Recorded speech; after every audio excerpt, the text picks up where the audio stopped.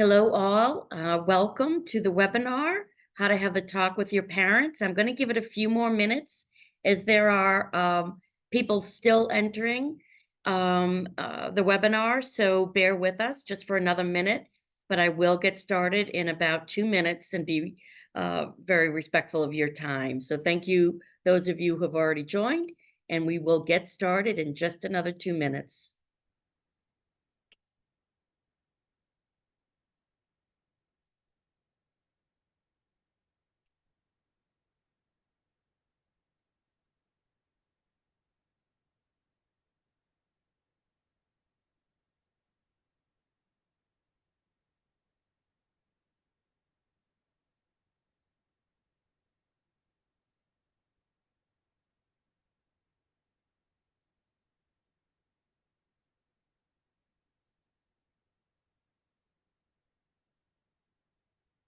Okay, I am going to get started. So welcome. And I really appreciate you joining this evening. I hope you've all had a fabulous Wednesday afternoon. So we're going to start today with how to have the talk with your parents. And I don't know about any of you, but I know that uh, having those discussions with your parents or your kids, sometimes difficult discussions can be just that, difficult. So by the end of this presentation, I hope that you feel comfortable with some nuggets that you can take along with you, share with your family, and have a productive conversation if you have a senior parent who is contemplating making a move. So my name is Mel Horan. I am Vice President of Sales of the Northbridge Companies. We are a New England-based company owning 18 communities from Massachusetts up to Maine and one in New Hampshire. We are thrilled to be serving the seniors in New England. We know New Englanders are a special breed of human beings, and we're thrilled and so grateful to be serving seniors and adult children in New England. So just a couple of housekeeping things. You all, if you're familiar with Zoom, which most of us are now after the past several years, but we do encourage you to ask questions. I have a wonderful team behind me, Shannon and Kristen, who will be letting me know when there are questions so I can focus on the discussion. But please just go to the chat button, put your question in, and I will address it. So I look forward to an interactive conversation like that. So please have those questions available. And we are a company that has independent living, assisted living, and memory care. So, having the discussion of making a move for anybody, whether you're 40, 60, or 80, can be, a big conversation. And, with each individual, because there are different phases. There are the individuals, the adult, the seniors who are very proactive and saying, you know what, I'm tired of home maintenance. I'm ready to make a move. I, really want to be in a community where there's other people and I can be more social, or I can just have the privacy that I need, and just prepare as my needs may or may not change over time, that I will be in a community and in a beautiful apartment home where I can get that extra help. Then there are those folks that are assisted living who may need some help with physical needs. Maybe they've got arthritis. Maybe they're having balance issues. Maybe you're afraid of falling. It could simply be loneliness and isolation, but there is more of a need. There's also a want, but there's that need. And then there are those seniors who do have memory loss, whether it be dementia or Alzheimer's. And that is a different conversation, because the reality is our loved ones who do develop memory loss of any kind, dementia and Alzheimer's, get to a stage where they really don't have the ability to make the right decisions for themselves. And where it becomes very, very um, challenging for the adult children and families and friends is maybe 20 years ago, they said, gosh, I always want to be in my home. Well, and then they got thrown a curveball, and a big one, that they developed Alzheimer's and dementia. And that's where it makes it harder for those of us that have to guide them to that right decision, because we know that they can't make it on their own. And I've been there both personally and professionally. So a little bit about me, and why I'm giving this. I certainly don't have all the answers. I have been in senior living for the last 37 years. Um, I lived with my grandparents. My mother was a single parent. I watched my grandmother, they called it senility back then. But I watched my mother and her four siblings struggle because my grandmother would go out and wander. There weren't these options back then when my grandmother was living. And I remember thinking, my gosh, she's such a dynamic woman. I wish there was more for her. And, if there were communities, that specialized in Alzheimer's and memory care, would have been so different for her. Um, Communities that encouraged independence and so forth. So I got into senior living in my 20s, and it has been such a joyful career for me because, number one, senior living communities have changed and evolved so much over the last 30 plus years, and so much for the better, because um, the senior providers like Northbridge, my company, the owners really want to listen. They want to know, what do people want? What's important to them?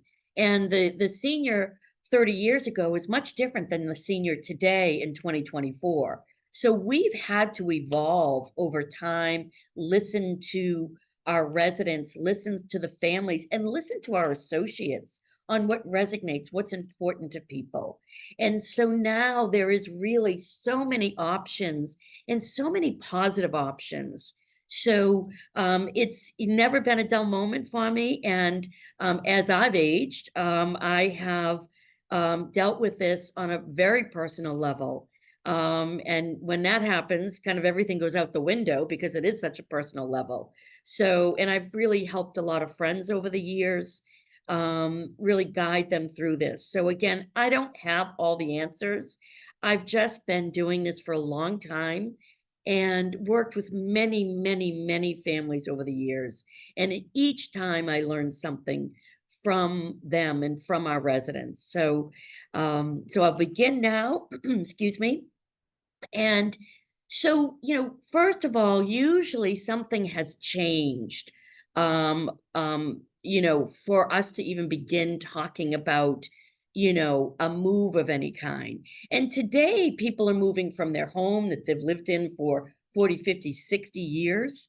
Some have already downsized once to a condominium or a smaller home. And sometimes they're moving from another community that maybe things have changed for them, and you know eh, a place came closer to them location wise, or just met certain needs. So we're constantly seeing, for different reasons, people are moving. But really, what's changed in the last 6 months to a year, something has triggered for the adult child, for the spouse, or the senior themselves to say, gosh, I got to start doing some research. You hope that those conversations have started early on. Usually they don't, unfortunately. I'm hoping that that changes over time. Have you discussed a move at all as a family? Have you even brought up the fact that probably your mom or dad may not be using half of their home? And what's that causing financially, and also in terms of loneliness and isolation? Have you started the conversation? Has your parents started asking questions? Have they ever had a friend live in a senior living community? Oftentimes, what we find is that the seniors reflect back on when their parents were seniors themselves, and it was probably much different then. So you have to realize they probably have a misconception. And that's why we want to have these conversations very candidly and talk to them. What is it like now in the person's home?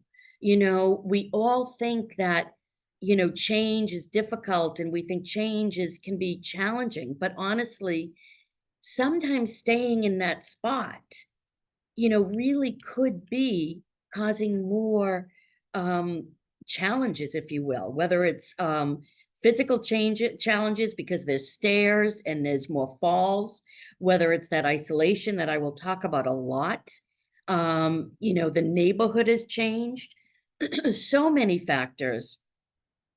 And then how could it change for your loved one if they move to a senior living community? What would you hope would change? What would you hope wouldn't change if somebody you loved moved to a community?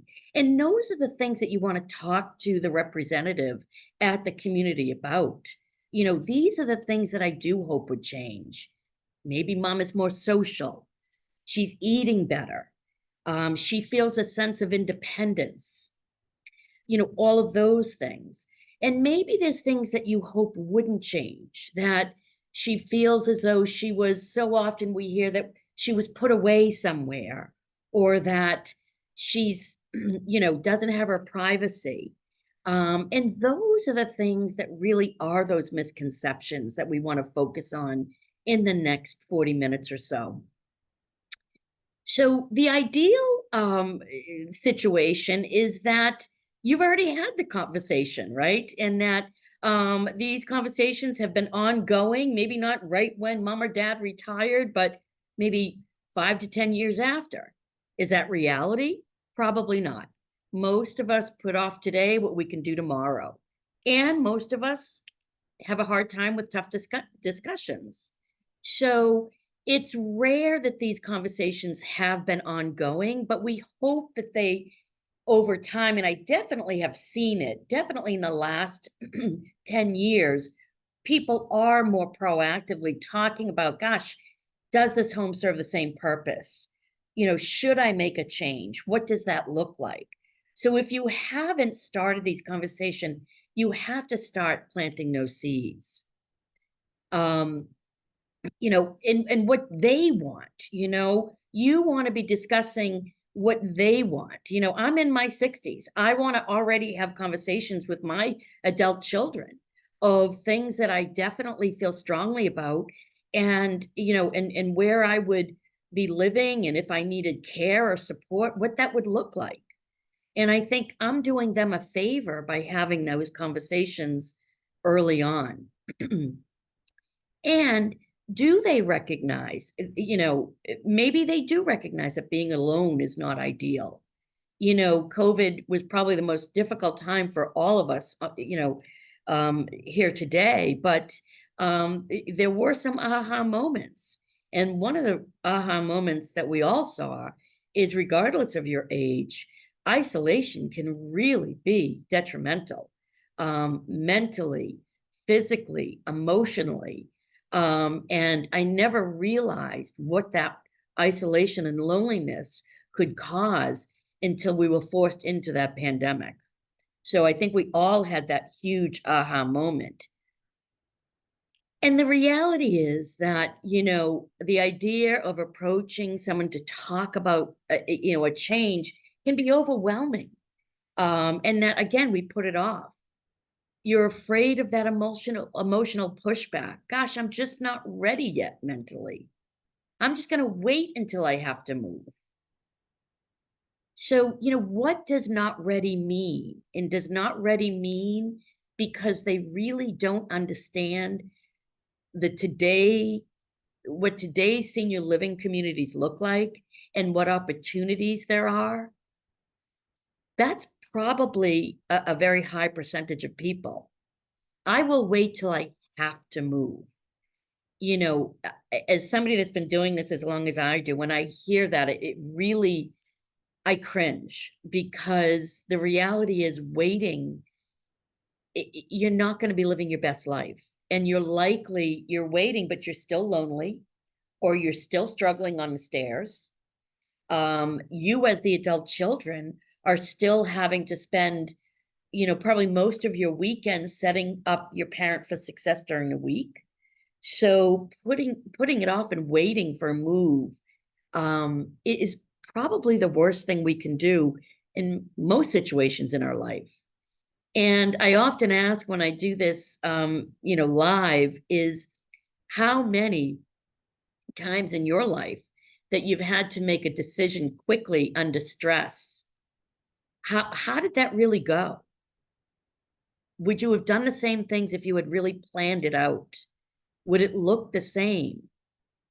And likely it wouldn't, which is why, in our life, we plan so many things. Why do we stop at probably the most precious time in our life, in our retirement and as seniors? The reality is something happened to prompt this discussion as a family of the talk. Maybe they've lost the ability to drive. And I like to focus on that because that truly is a loss. That is, probably most of us on this webinar right now are, drove to work or drove home to get on this call. But we think of loss and we think of loss as human beings, and that can, obviously is traumatic. But losing your ability to drive is a tremendous loss for our seniors. And it's a loss of their independence. And they're now having to rely on other people. And that changes in a community setting. The loss of a spouse, can really be overwhelming. And again, hopefully, and what we see is when couples move in together to a senior living community, gosh, it's beautiful. I mean, they establish their friends together, but they have the ability to spend time apart and doing some of the things that they love to do. Maybe the wife is a painter and the husband loves to get to exercise, and they're not going to be together all the time. And the beautiful thing about moving in as a spouse, as a couple, is that knowing that when something happens to one of you, or one of your parents, that there is such a network of support right there where they live. So that is so important. And we've seen it at our communities, the rallying around if a spouse dies at a community, and just the support that is there for the spouse that is living. Maybe it is a decline in their health, or cognitively, and also that isolation piece. I'm going to be saying that a lot. Or sometimes a fall, that's prompted it as well. So, where and when do you have these discussions? Well, this seems kind of basic, but you really want to think out when you're going to have this conversation. And first of all, if it's for your parent or loved one that is looking for independent living or assisted living, we can't lose sight that this has to be their decision. The adult children and friends or grandchildren or whoever it is are support systems to help guide or to give if they've been asked to give their opinion. But at the end of the day, for independent living and assisted living, it's that senior's decision. And we have to make sure that, they realize that. And that's really important when you're visiting communities. And if you go with your mom or dad, that representative is really talking to your mom and dad, and making sure that they're respecting that. But the when is when you can make the decision intelligently. It's also who's involved. I know that there are families that, whether they're large or small families, not everybody's going to be on the same page. So you've got to figure that out first. And if there is one family member that's not on the same page and they are just going to be argumentative, they really shouldn't be part of that conversation. The where, you're not going to go out to a restaurant and have this conversation because there will be tears. There will be uncomfortable conversations. There will be challenging, questions for your loved one. And you want a place where you can sit and hug and laugh and cry and talk comfortably. So it's in a comfortable spot and it's particularly comfortable for the person you're having the conversation with. And that's really important. There should be a cup of tea, maybe a glass of wine, maybe some snacks.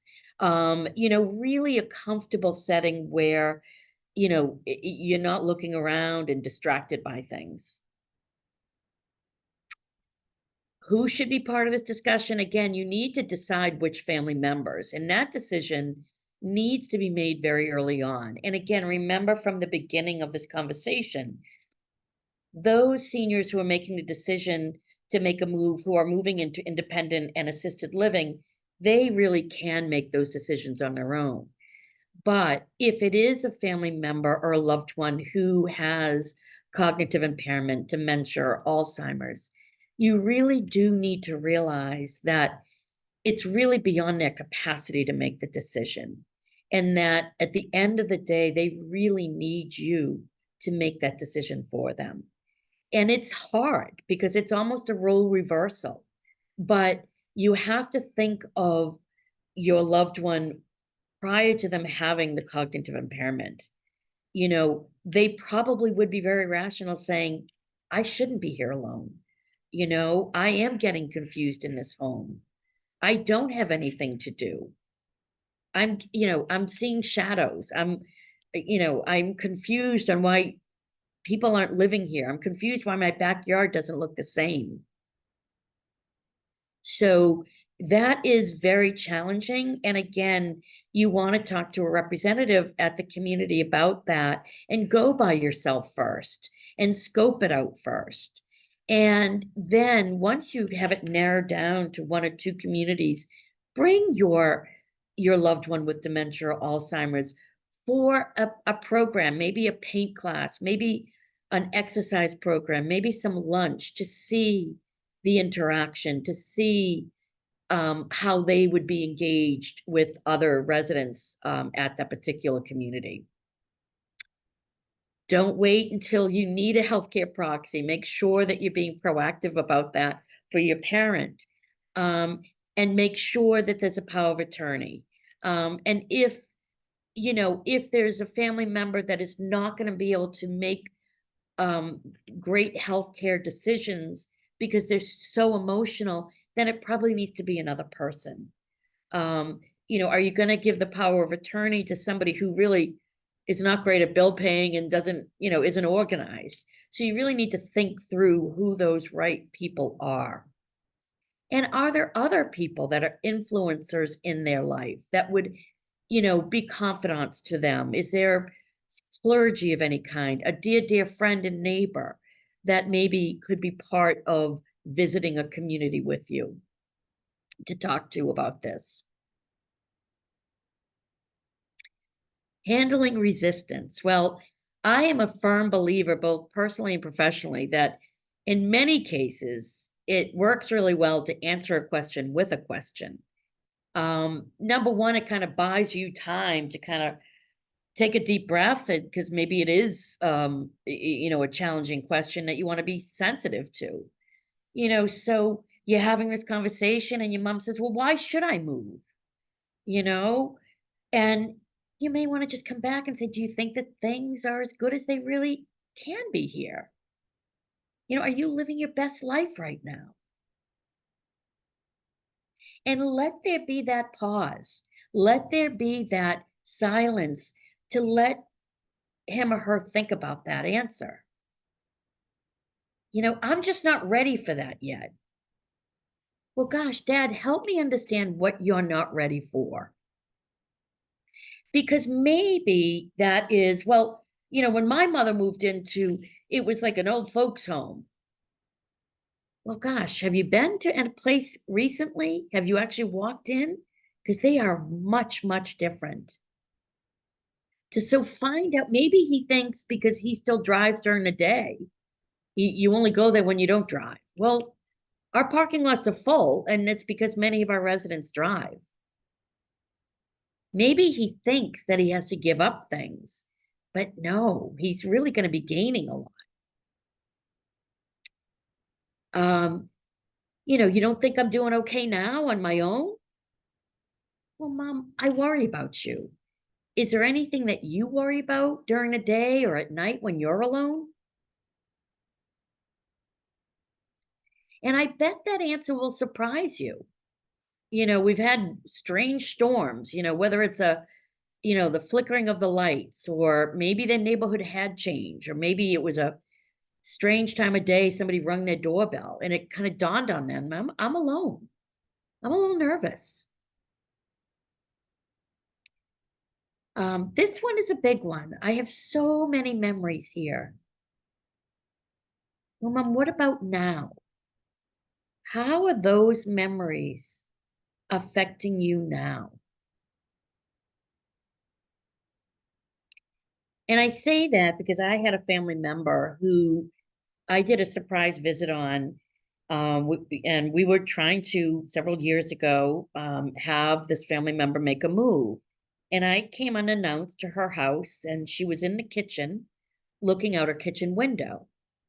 And when I came and I, yelled to her and said, hi, Ann, I'm here. And I came into the kitchen and she was crying, looking out the window.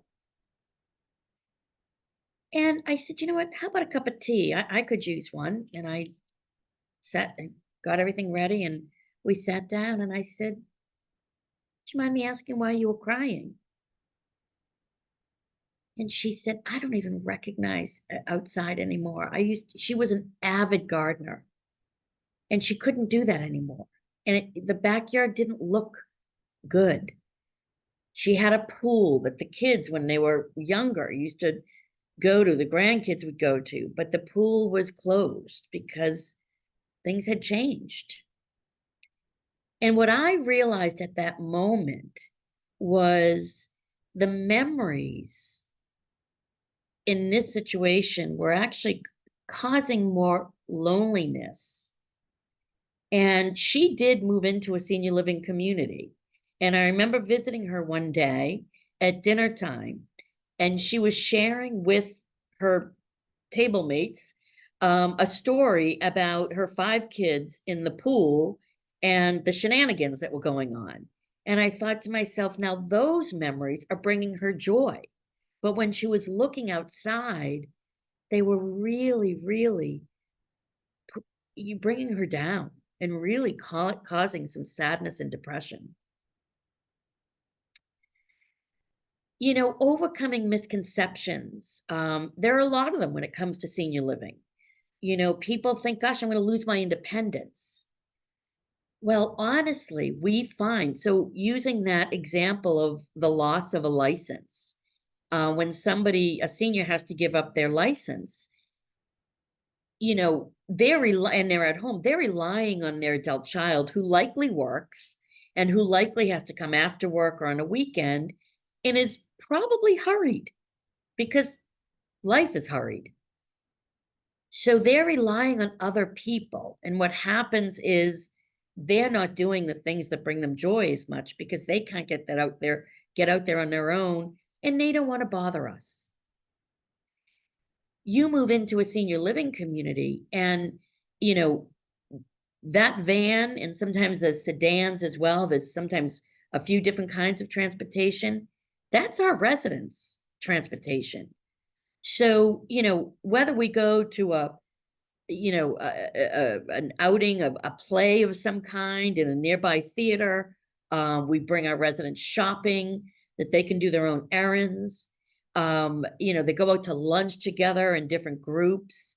Now they're getting out on their own, going to the doctor as well. They don't have to rely on their adult child. So those are all very important, and that brings back a sense of independence. I said once to a gentleman, I can't give you your license back. I wish I could.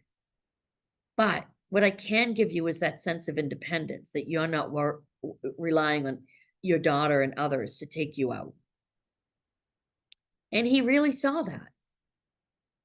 There's perception that it's only old and frail people that move into senior living communities. And I'll tell you, for somebody who travels around to all 18 of our communities, there are times that I think, my gosh, that person has more energy than I do. And there is, you think it's just all the same age, and there really isn't. People are moving in their early 70s on up. It varies. So, you could see a 20-year difference. And then there's all the associates around. So it's not like you're surrounded by all of the same aged people. You're really not. And it is a very vibrant place.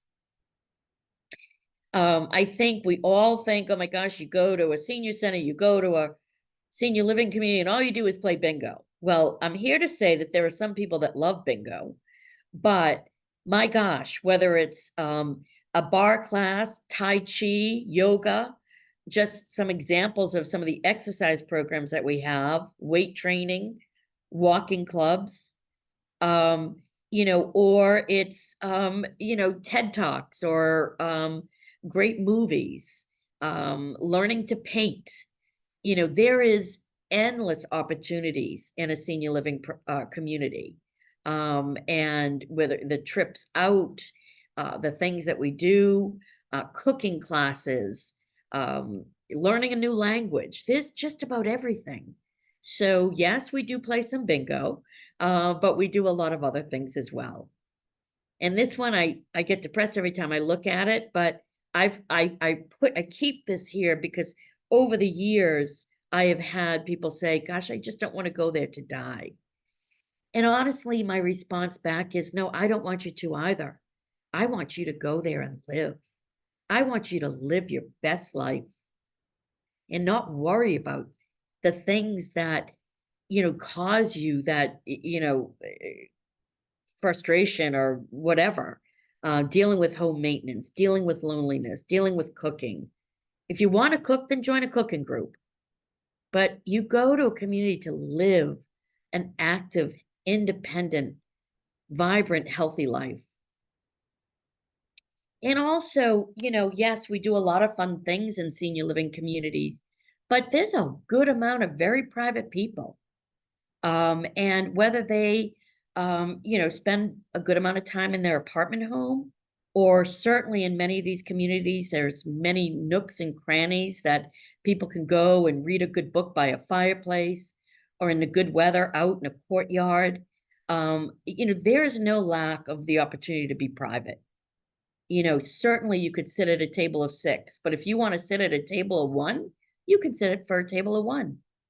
So you're as private as you want to be. And that, I think, is a really big misconception.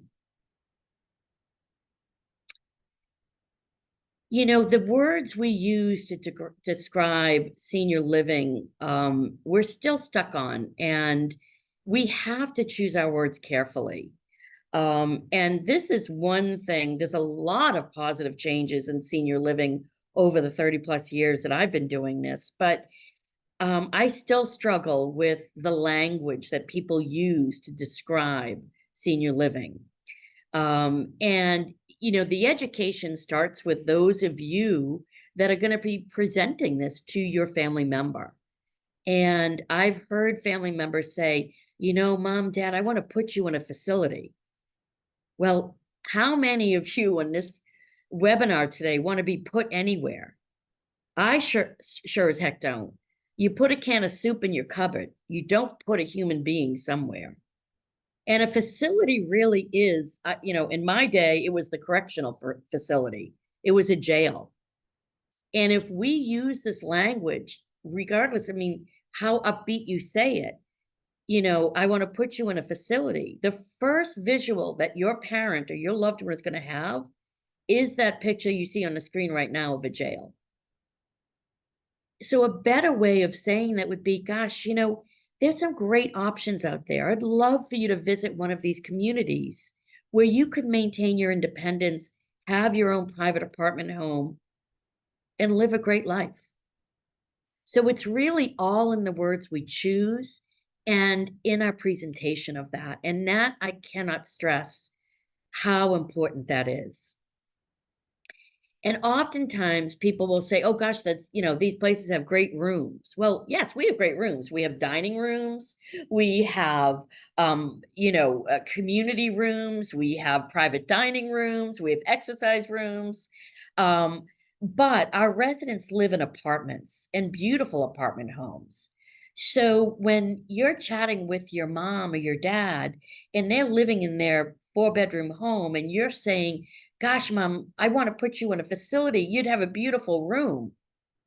Think about what's going through her head. She's seeing that visual of that room of that that's on your screen. That's basically a hospital room. And she's thinking tiny and small. She doesn't understand. Whereas the picture that you're seeing of an apartment there with a living room and a bedroom, even our studio apartments are quite large. So again, if you say, listen, I think there's some great options out there. We should start looking at some communities where you can really get a feel of, what it's like and also the size of the apartments. You might be surprised. And the reality is that in many cases, your mom, your dad, your loved one has shrunk down in their home to utilizing just space that is equivalent to a studio apartment or a one-bedroom apartment, in some cases, a two-bedroom apartment. So think about where they're spending most of their time, and you'll be surprised. It is likely the size of an apartment. So choose your words carefully. It really does make a huge difference in the perception and how they are visualizing that and visualizing what you're describing. Those words matter. Making it positive. Times have changed. We've changed. We're living longer. We're doing more. And like I said, there's more options out there for folks. That's great. Why wouldn't you want to pay for only the space that you use? As I just described, most folks, myself, I mean, I'm an empty nester. I use 3 rooms in my house. Most of us probably are shaking our heads. Yeah, that's what we use. And I like to use the word right sizing instead of downsizing, right? Downsizing, I just think is a downer, but is it time for us to right size? You're not even using the second floor of this house, but you're paying utilities for it, taxes for it, you know. Um, so really you can look at it in the emotional end of it, but you can also look at it at the practical end. Why pay for spaces that you're not using? And this one is, we think about, in our lifetime, there are hundreds, thousands of little and medium decisions that we make in our life, right? But the big decisions, most of us can count on one hand or maybe part of the other hand of those big decisions. And those big decisions, your career, marriage, children, um, things like that, you planned out your retirement. We planned for these things, most of us, and most of those big decisions. Why stop now? That's why being proactive with the talk is so important. Why stop now? Why wait until a crisis? None of us react well in a crisis situation. Why wouldn't you want to live a maintenance-free lifestyle? Why do you want to have to deal with the snow, lawn care, trying to deal today with finding somebody to come in and paint or fix the plumbing or the electrical? Even small tasks can become really burdensome. Why wouldn't you want to have other people around? Let's face it, the TV today, the news today, it's not fun. And I remember when one loved one, we tried home care first, and I would go over and the Ellen DeGeneres show would be on, and the caregiver would be sitting on his or her phone. But it is nice to be around people.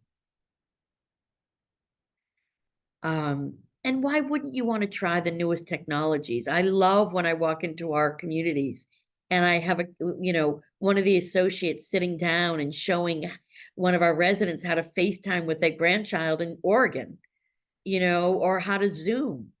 It's phenomenal. Would they have that support in their home? We love to support things like that, to show off, family, to get them on FaceTime or to, teach them how to use Facebook so they can see, what's happening in their grandchild's life. And the one of the last things I like to go over, and it kind of pulls it all together, is, as I mentioned, in our lifetime, there's thousands of small decisions that we have to make, not so large decisions, but those bigger ones, they are all decisions that in our life, when you made them, whether it's having children, I'll use that as an example. When people decide they're going to start a family, you know they gave things up. And some of you are probably laughing right now. You gave up sleep, gave up money, gave up privacy. We can all laugh and joke about what we gave up when, we started a family. But then we look about, and then we think about, what did we gain? And I personally get emotional when I think about it. I gained two incredible human beings in my life, and that I can't imagine life without. But unfortunately, most of us focus on what we gave up, and we're not focusing on what we gained. And will folks give up some things when they move to a senior living community? Sure, they will. But if you really drill down on that and ask, what are you concerned about giving up here? And ask that question, you'd be surprised, because they might say the memories.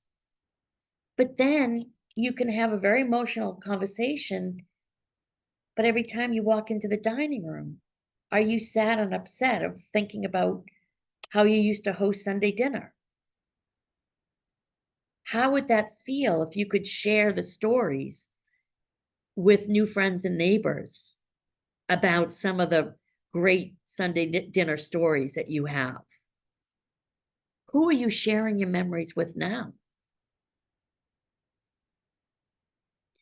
So it's important to talk about that. And maybe they are giving up a beautiful view, but maybe that view was a little bit more important to them 30 years ago.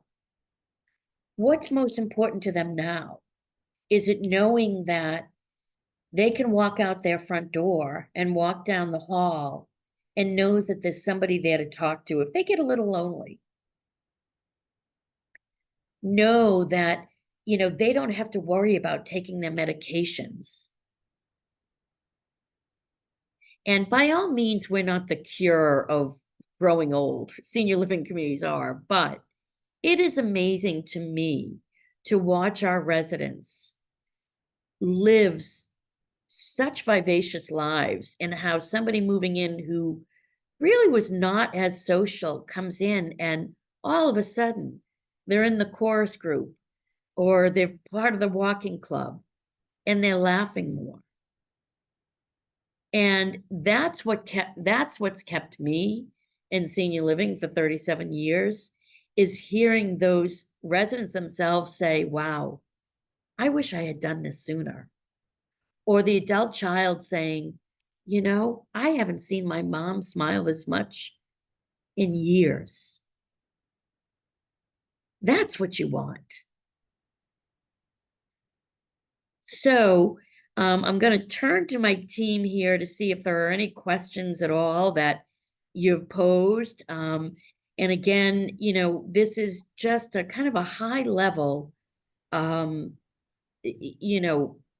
coaching on having those conversations, being more open-minded, not waiting till the last minute, really talking to the representatives at the community about what's important to your mom and your dad, what you hope would change, what you hope wouldn't change.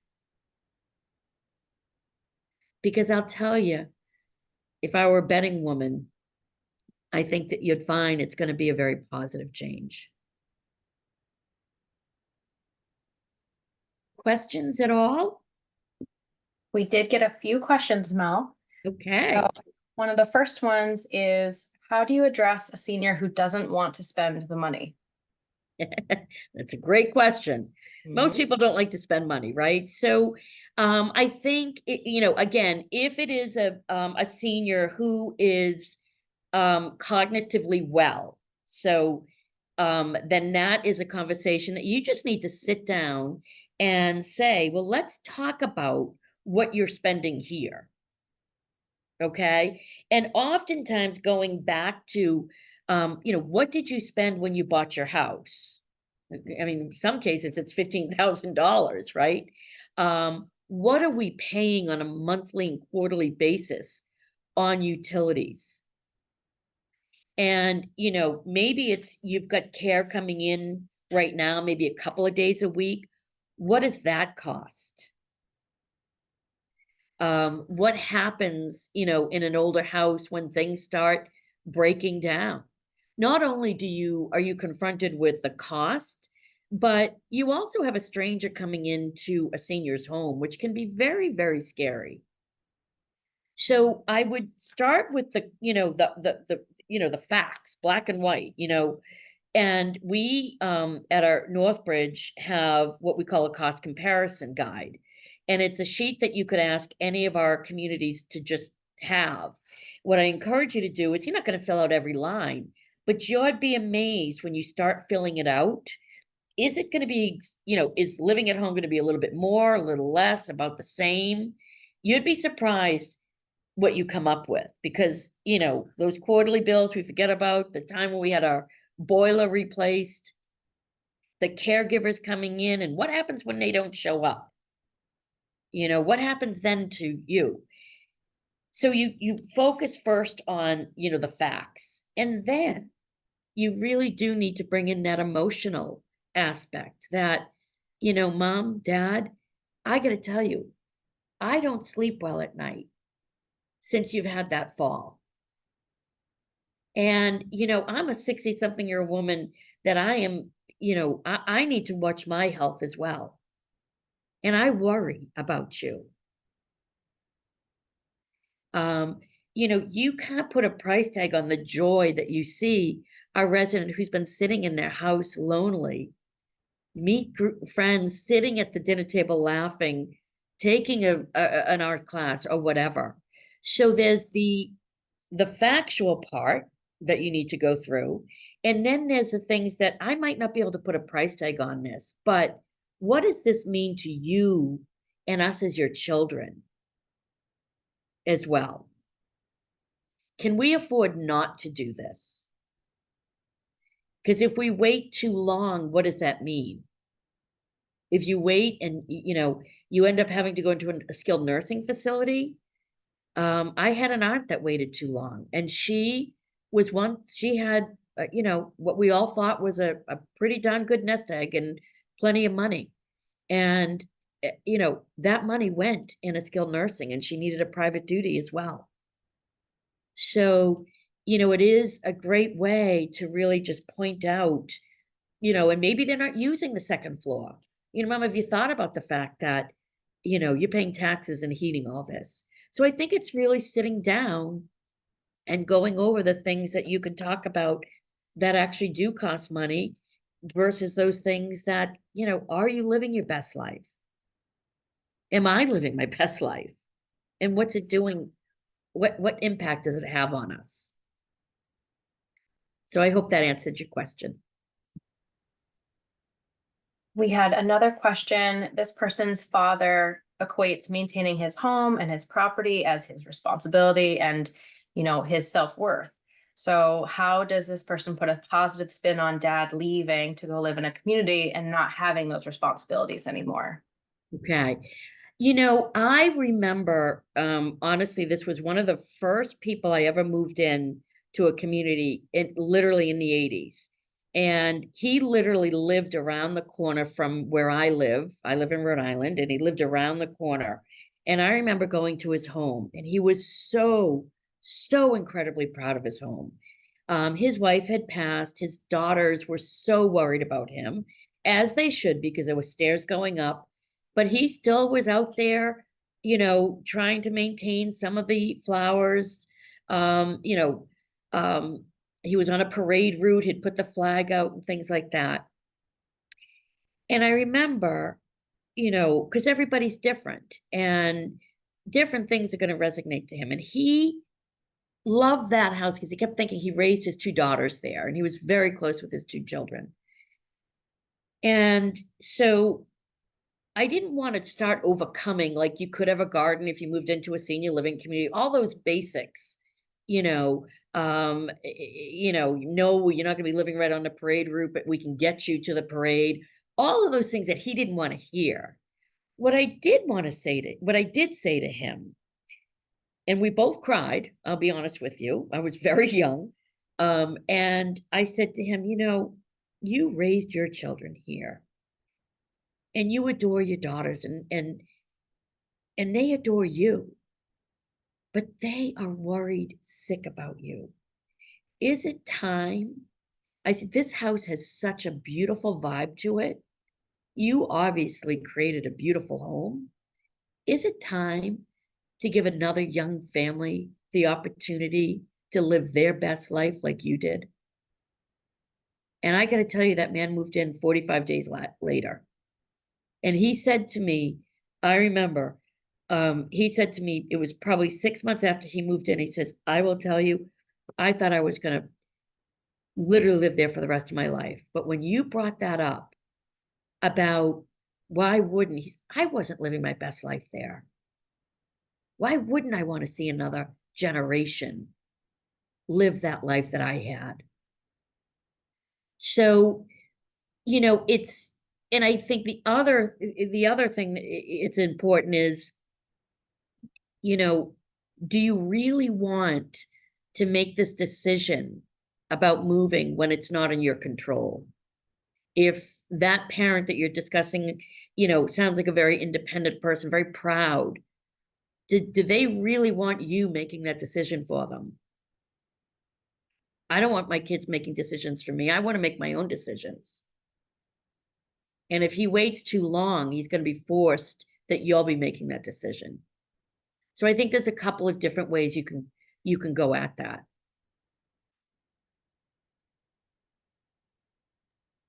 All right, well, I think we have time for maybe one or two more. Sure. One visitor, her dad is in his mid-90s and he's in good health. Doesn't quite have dementia, but does have some memory issues.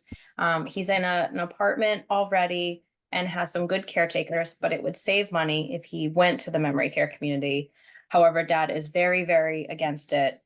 How can we help this person just come visit a community, take that next step, explain it that way nicely? Yeah. I think the first question is, what is he afraid of?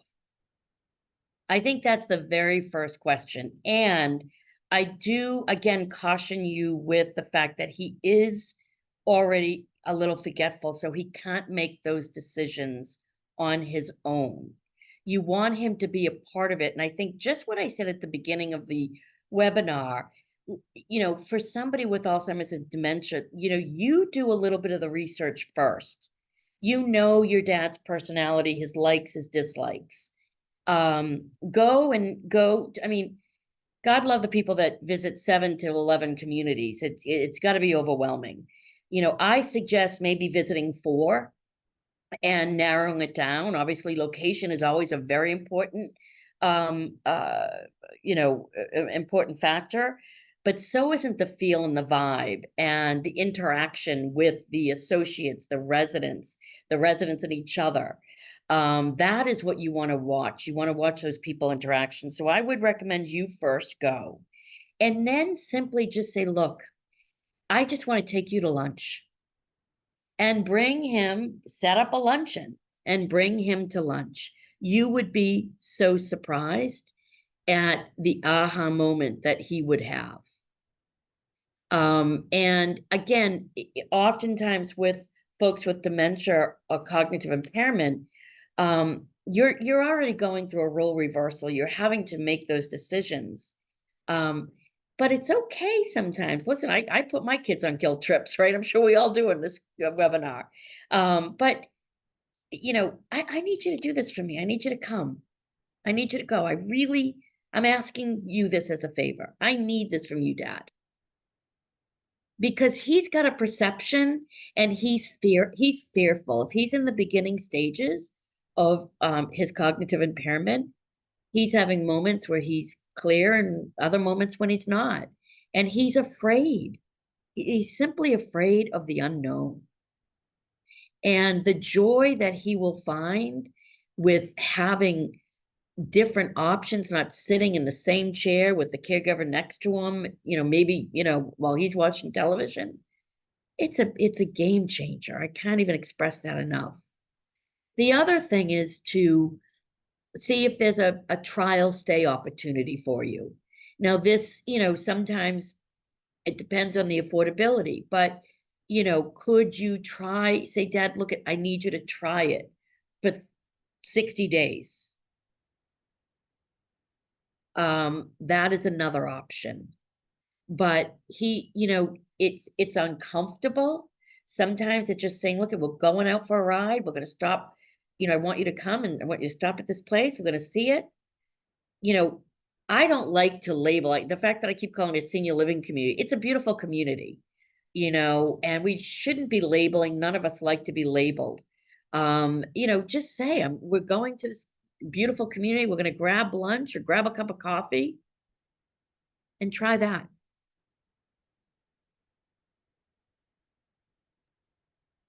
And quickly, Mel, one person's asking, I think I have convinced mom to come visit a community. I haven't visited myself. What can I expect to walk through, and what are we going to experience together visiting? Okay, great question. Well, first you should expect to, come and sit down and just talk to the representative. We want to learn what's important to your mom. What's important to her in terms of what she loves to do. What's going to be important to her in size of apartment. We're not going to just start walking around. It doesn't make sense. We need to start to build a rapport and a relationship. And then once we do that, we then can then expect we'll know more about what you're looking for, what your mother's looking for. So that's what we can really focus in on. Sometimes, and it depends, you don't need to see absolutely everything the first visit, because that can be a little overwhelming. So if you spend that time, have a cup of coffee, chat with the representative, they will be asking you, you'll be doing most of the talking about what's important and what you hope would change, what you hope wouldn't change. And then take a walk to the areas that would be appealing to your mom. If she's somebody that loves to exercise, that they're going to focus on that and talk about those things. Try somebody that wants to try new things, or is she somebody that's going to want to really keep to herself? That's why that time first to sit down and chat is so very important. You can expect to be there for about an hour, maybe an hour and 20 minutes. But you'd see an apartment, maybe two, and the best thing is to ask as many questions as you want. Don't be afraid to stop and talk to an associate that you see or a resident that you see. Enjoy it and relax and make it just comfortable. Awesome. Well, thank you, Mel. We're a minute over 6 o'clock. We Okay. have a few more questions that we can't get to, but Mel or someone from our communities will follow up with you personally, and also send a recording out of this if anyone wants to watch it over again. And I thank you all so much. I hope even if you got one nugget out of that, I will be happy. So thank you all very, very much. Have a wonderful evening and take care. Thank you, Mel.